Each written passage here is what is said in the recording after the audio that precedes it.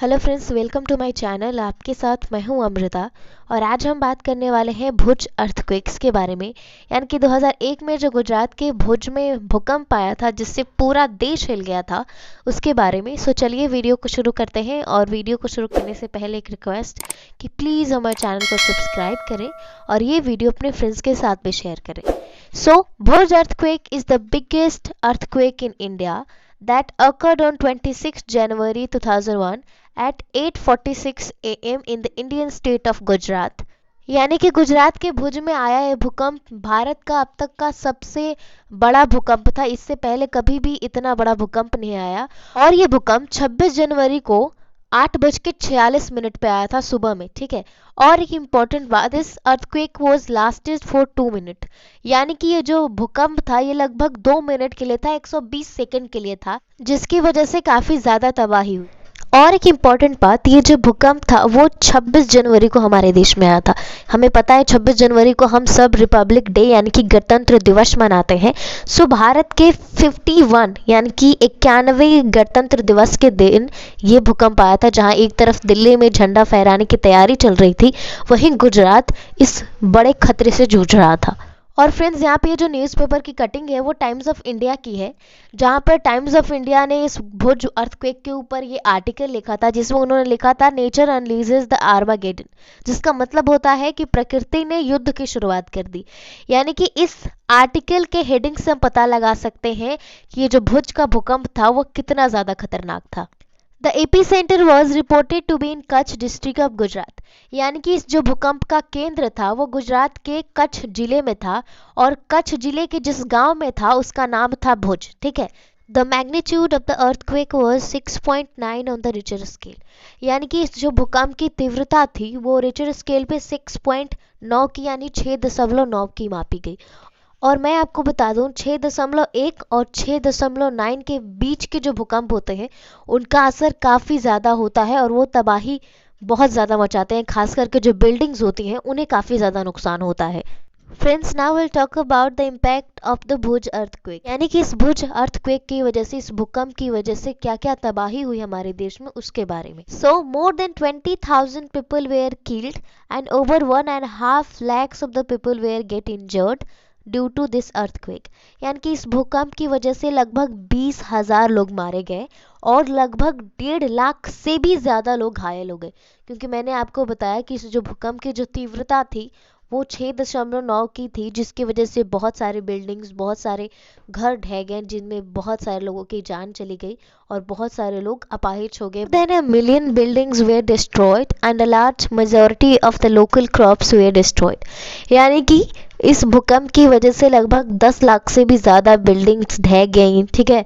और वहाँ की जो स्थानीय फसल थी उन्हें भी काफ़ी ज़्यादा नुकसान हुआ इस भूकंप की वजह से। और फ्रेंड्स, ओवरऑल आप समझना चाहें कि इस भूकंप की वजह से कितना नुकसान हुआ हमारे देश को, तो वो आंकड़ा है $7.5 बिलियन का। यानी कि इस पूरे भूकंप की वजह से हमारे देश को $7.5 बिलियन का नुकसान हुआ। Friends, now will talk about the rescue and response after Bhuj earthquake.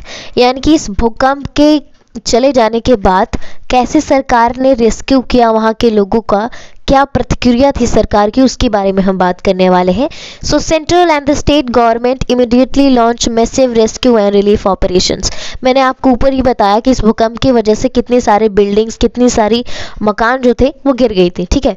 अब सरकार ने से पहले क्या किया कि इस आर्मी को और अलग अलग ऑपरेशन शुरू किए ताकि जल्दी से जल्दी जो राहत का बचाव का काम है, यानी कि जो रेस्क्यू का काम है, लोगों को उन गिरी हुई बिल्डिंग के अंदर से निकाला जाए, जो घायल लोग हैं उनका इलाज किया जाए, इन सब चीज़ों का इंतज़ाम सबसे पहले किया गया, ठीक है। जिसके लिए सेंट्रल गवर्नमेंट ने भी बहुत सारे प्रोग्राम चलाए और वहाँ की जो स्टेट गवर्नमेंट थी गुजरात की, उसने भी बहुत सारे प्रोग्राम चलाए ताकि जल्दी से जल्दी हम जो फंसे लोग हैं उन बिल्डिंग्स के नीचे दबे हुए हैं, हम उन्हें बाहर निकाल सकें। 66 countries and 24 international organization send rescue and relief assistance for भुज।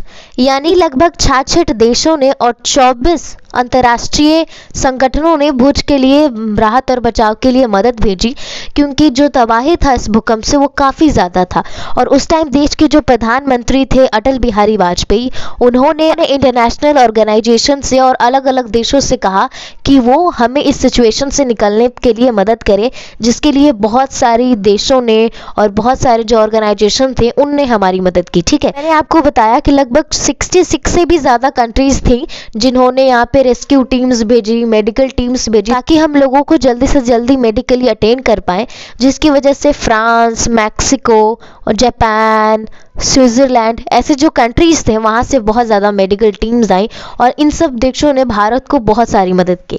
जो इंटरनेशनल ऑर्गेनाइजेशन थे यानी कि जो अंतर्राष्ट्रीय संगठन थे, उनमें रेड क्रॉस था, WHO था और ऑक्सफैम, इन सब ने भारत की बहुत मदद की। रेड क्रॉस ने लगभग 350 हॉस्पिटल बेड्स भेजे, क्योंकि बहुत सारे लोग घायल हो गए थे, तो उन्हें अटेंड करने के लिए हमें हॉस्पिटल की ज़रूरत थी, क्योंकि भूकंप की आने की वजह से जो गुजरात में उस टाइम जो हॉस्पिटल थे उन्हें भी क्षति हो गई थी और उनमें अब कोई काम नहीं हो सकता था।